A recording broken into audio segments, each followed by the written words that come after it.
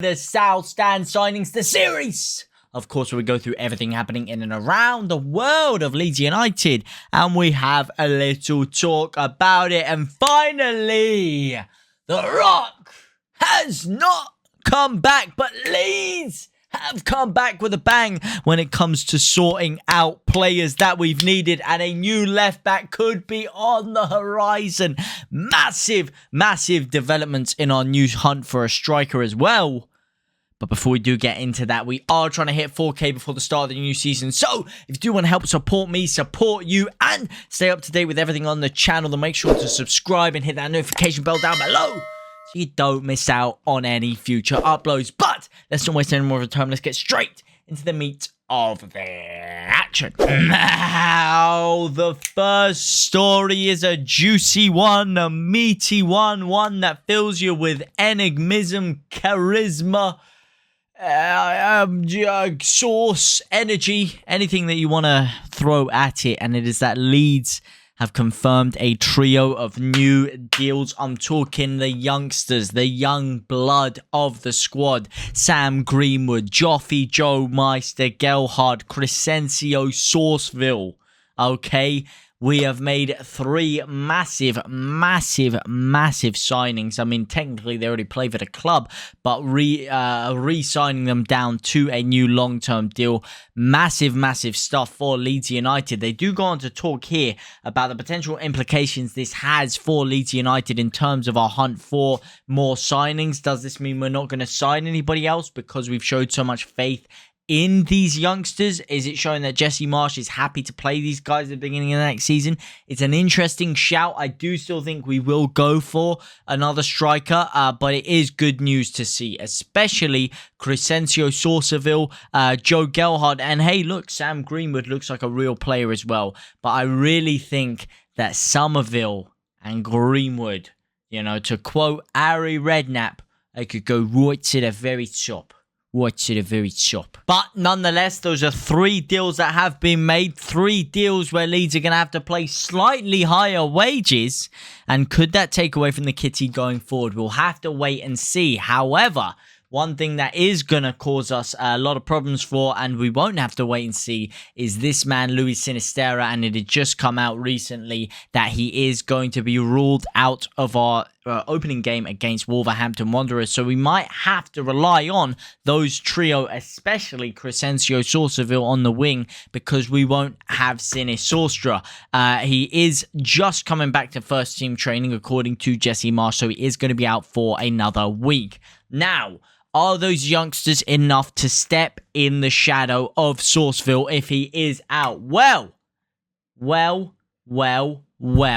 Maybe not. And maybe the club are deciding that, because Leeds are going in big, apparently, for Ismaila Sarr, the Watford forward, who have apparently was wanted by Liverpool, but Liverpool have now backed away from trying to sign him. The sticking point with Ismaila Sarr seems to be that they value him at £29.3 million. And this has been said to have put off quite a few Italian clubs that were looking at signing him. Obviously, only aged 24 years of age. He's got a lot of talent. He's a dynamic winger. There are a lot of clubs that were interested in him before Watford ended up getting relegated last season. Now, for whatever reason, whether that's the ludicrously high price tag, whether that's injury issues that they've picked up on physically about him, whether it's the fact that there was better targets available this window, he hasn't managed to get a move, and he's actually gone down and started for Watford in the Championship. A 1-0 win over Sheffield United. But this is where it gets very interesting. Not only did he start in that game, but he started as a striker. Now, he's naturally a winger, so he's showing that he can play not only as a striker, maybe in a front two, he could also play out wide. We've seen the way Rodrigo kind of plays in that striker role, especially when we do play 4-2-3-1. He does have to play off the right quite a bit before coming inside and kind of hugging next to Bamford as a second striker. So maybe that could be a good role for Ismaila Sarr. He's shown versatility across the front line. He is someone who also has experience of the Premier League. He knows what to expect. He could come in and at a better club with better players around him, maybe he'll perform even better. You know, maybe he will perform even better. He gives us a lot of pace, which we could potentially say we lack in the side, you know, whilst losing Rafinha. It's an interesting shout. It is an interesting shout, talking about Ismaila Sarr. Is he the forward I want? Does he fill me with the same kind of excitement of a Calamawendo? Do I think that he is as dangerous in front of goal? I mean, your mind goes back even to the last time we played Watford when we won 3-0 and we were very lucky to. And in fact, Ismaila Sarr was one of the big reasons we did win 3-0 that day because he missed 2 absolute sitters. Okay, and we need clinical dons. We've lost Rafinha, our most clinical asset, our most ruthless asset in front of goal. Is it good to bring in a striker/winger who has proven that he can be pretty wasteful in front of goal at times? It's an interesting dilemma, an interesting telepathy that we do find ourselves at here.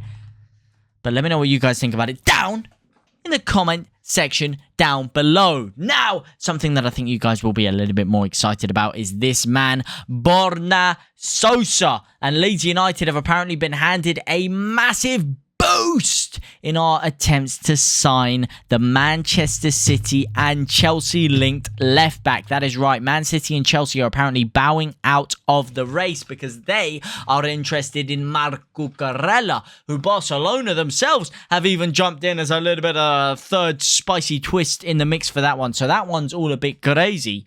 But this one here is a big left back, and it is big news for Leeds United. According to journalist Ben Jacobs, Sosa has struggled with injuries, but is a dynamic left back or wing back who is full of assists, including one that sent Croatia to the World Cup. He has an excellent delivery and is confident in tight spaces. Now you are talking my language, my son. Strong over acceleration over short distances, or rather strong acceleration over short distances. No official bids for Sosa just yet, but he is being watched by a number of top clubs, obviously Chelsea and Man City, who have recently bowed out of the race. Dortmund and Leeds, 2 others who, like Chelsea, have scoured him historically but chose not to make a move.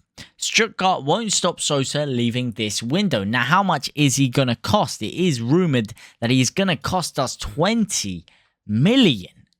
A lot of money. That is a big whack. He is young. He's 24. He may have a little bit of resale value, although you look at Terrier yesterday, who's 25, and the club was saying, well, hang on, he doesn't really fit into our resale value here.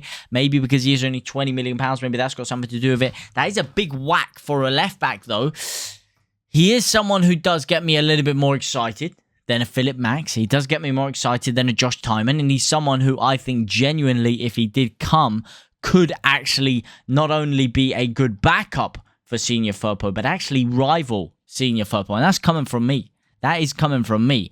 I don't think we need someone to take over the mantle of Senior Firpo, but hey, I mean, having 2 top draw left backs like this, it can't hurt you. It really can't hurt you. The only thing I will say is I really don't hope that this takes away from the money that we do have at our disposal to buy another striker. You know, if we can still go out and get a Calamawendo and a Borna Sosa, then for me, that is great business. You're looking at someone like Terrier, who's rumoured to cost about £40 million.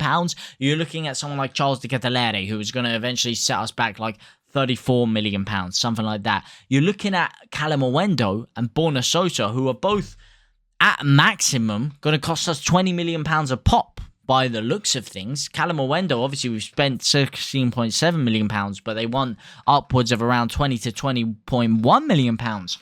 If we could get both of them for £40 million, I think that's good business. I think that is very good business. Very good business. Very astute business. And then you're looking at a situation where Leeds' squad is looking tasty, saucy. I still think we do need a centre-back, something that a lot of people have been going crazy at me before. Like, oh, what do you mean we need a centre-back, mate? Look at this, where. Yeah, we just didn't have a solid defensive partnership. That's why we were conceding all the goals. Yada. Look how many centre-backs we have. It's not good enough.